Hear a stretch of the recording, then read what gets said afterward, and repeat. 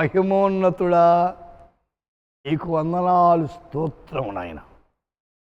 నీవు మహిమ కలిగిన రాజు. దేవా, ఈ దినము మీ లేఖనాలు వినేదానికి మా ప్రభువా డైలీ బ్రెడ్కు మేమందరము కూడి వచ్చాం. ప్రతివారు కూడా జాగ్రత్తగా దేవుని మాటలు వినేదానికి కృప చూపించమని ఈ దినం యెషయా గ్రంథం 56వ అధ్యాయం 7వ వచనం, ఐజయా 56 7th verse, నా ప్రార్థనా మందిరములో వారిని ఆనందింపజేసేదను. Joyful in my house of prayer.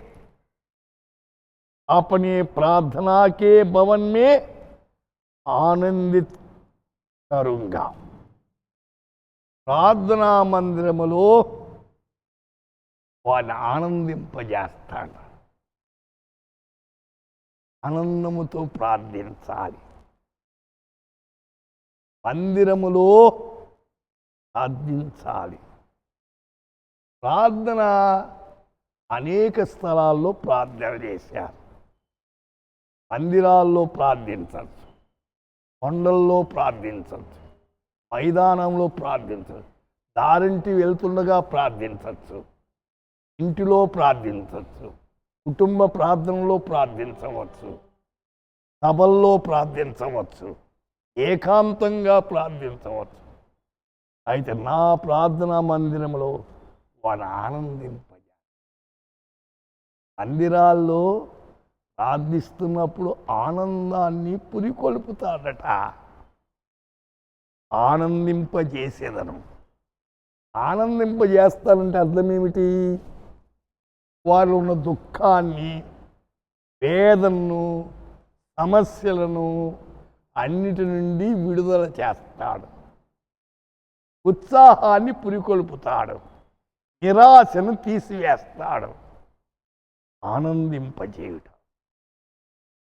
ఆనందము చాలా అవసరమైంది. రోగాన్ని పారదోలుతుంది ఆనందం. సంతోషమే సగం బలమన్నారు. ఆనందించడం వలన అయితే చెడుగు దూరం అవుతుంది. ఆత్మీయ జీవితంలో పెరుగుతాం. యెఫన్యా గ్రంథములో 3వ అధ్యాయం 17వ వచనంలో ఒక మాట ఉంది. ఆయన మిమ్మును రక్షించును, ఆయన బహు ఆనందముతో నీయందు సంతోషించును. ఇక 2 మాటలు చెప్పాడు. ఆయన మిమ్మల్ని రక్షించును. మొదటిది ఏమిటి? రక్షించబడాలి. యేసుని ఎరగాలి. పాపక్షమాపణ పొందాలి. యేసును హృదయములో స్వీకరించాలి. ఆయన బిడలగా తీర్చబడాలి. ఆయన మేము రక్షణ. ఆయన బహు ఆనందముతో యేసు మనలోకి వస్తే, యేసును స్వీకరిస్తే బహు ఆనందముతో. ఆనందానికి అంతుండదు. యేసు మనలో ఉంటే పాపాన్ని తరిమేస్తుంది, చీకటిని తరుముతుంది, వెలుగును ప్రసాదింపజేస్తుంది. బహు ఆనందముతో నేను సంతోషిస్తాను. తప్పిన కుమారుడు వచ్చి తండ్రి దగ్గర తన తప్పులు ఒప్పుకుంటే ఎంత ఆనందము. అయితే దేవుని పిల్లలు ప్రభువుని ఎరిగి ప్రభువులో జీవిస్తే ఎంతో ఆనందం. అది చాలా అవసరమైనది. లూకా సువార్త 15వ అధ్యాయం 7వ వచనంలో మారు మనస్సు పొందు ఒక్క పాపి విషయమై, అంటే రక్షణ పొందే ఒక పాపి విషయమై పరలోకమందు ఎక్కువ సంతోషము కలుగుతుందట. ఒక పాపి మారు మనసు అంతే పరలోకమంట దూతలతో సహా ఆనందిస్తారంట.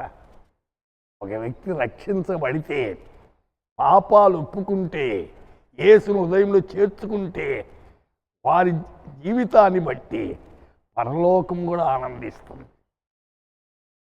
పరలోకం ఒక పాపి ఏమై మారు మనసు పొందితే ఎంతో సంతోషం. వినుతున్న శ్రోత ప్రజలారా, మారు మనసు పొందారా? ఎందుకు పొందలేదు? కారణం ఏమిటి? ఏం అడ్డం వచ్చింది? అడ్డును తొలగించి మారు మనసు పొంది పాపం నుండి పశ్చాత్తాపడి పరలోక ఆనందానికి గురికండి. ప్రార్థన చేద్దాం. ప్రభువా, ఎందరైతే మిమ్మల్ని విశ్వసించారు, రక్షించబడ్డారు, ఆత్మీయ ఆనందములో సాగిపోయేదానికి కృప దయచేయండి. వారి అక్కర్లన్నీ మీ కృపలో తీర్చండి. మీరే ఆదరించి బలపరచమని, మీ నామానికి మహిమ తెచ్చుకున్నామని యేసు నామమున ప్రార్థిస్తున్నాము తండ్రి. ఆమేన్.